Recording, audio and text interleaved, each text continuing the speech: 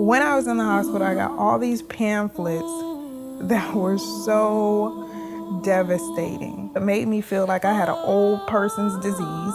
They always had this separate section for African Americans, and it was so dismal. It would say things like 80% of African Americans have type 2 diabetes and they're gonna die.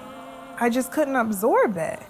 And so when I left the hospital, I started trying to find people who were young, who were smiling. I wanted to see someone who was saying, I have type 2 diabetes and I'm still living my life. Like I'm living with type 2 diabetes, not dying with type 2 diabetes. And because I couldn't find it anywhere, I was like, I'm gonna be coming. I'm going to create the thing that I need. Diagnosed but not defeated is my motto. I'm very proud of it.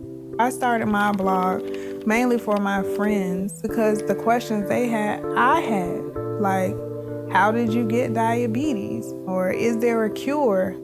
And so one person read it, two people read it, and then finally I realized that my blog can be a platform to help people beyond my friends. I think your blogging is important to our community because our community needs someone that they can understand. You're their hero. Can you tell me about the day you were diagnosed? It was a scary moment because no one had mentioned diabetes. Nobody in our family has diabetes. And so it wasn't until I was in the ER that I heard, like, you're diabetic and you're going into a coma. I remember finding out there is no cure and just being devastated.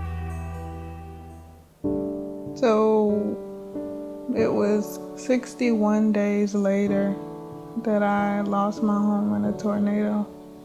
What did you think when I called you and told you that? I remember that call as if it was yesterday. And the only two words I heard was home tornado. What are you telling me? Ma, I have no home. The tornado took my home. I say, honey, did you take your blood sugar? No. Well, take your blood sugar. Now, you got to take care of your diabetes first. Everything I had was gone. I just remember crying, and you said check your glucose. I was like, check my glucose? Like, I honestly thought maybe you didn't hear me say I lost my home in a tornado. And then when I got off the phone, I checked my glucose and I was having a hypo. That was when I realized, even in the midst of a natural disaster, if I don't stop and take care of myself, I'm gonna have a disaster inside of me.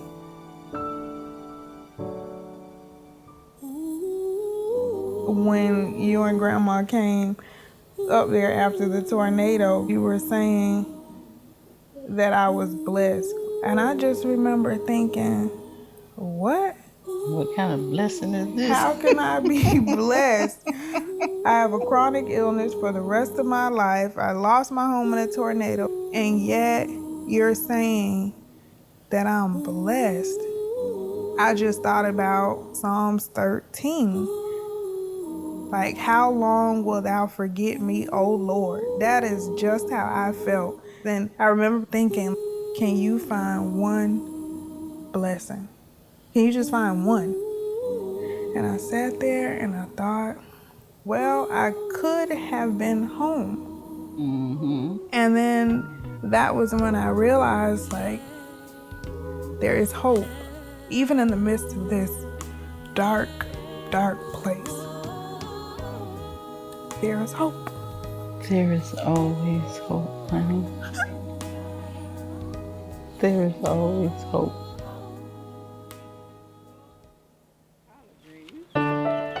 Diagnosed, not defeated helps me stay focused because there are many days where dealing with diabetes does get to you. You come close to death so much. Like when I was diagnosed, I was close to death. Every time my glucose goes really low, I'm close to death. And even though I'm constantly learning how to manage diabetes properly, I'm not giving up. I'm living diagnosed, but not defeated.